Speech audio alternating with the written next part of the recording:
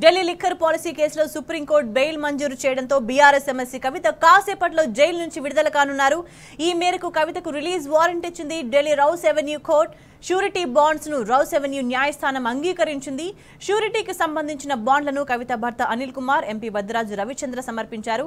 ఈ ప్రాసెస్ మొత్తాన్ని దగ్గరుండి పరిశీలిస్తున్నారు బీఆర్ఎస్ వర్కింగ్ ప్రెసిడెంట్ కేటీఆర్. అటు బీఆర్ఎస్ ఎమ్మెల్యేలు, ఎమ్మెల్సీలు, మాజీ మంత్రులు, ఇతర నేతలు తిహార్ జైలు వద్దకు చేరుకున్నారు.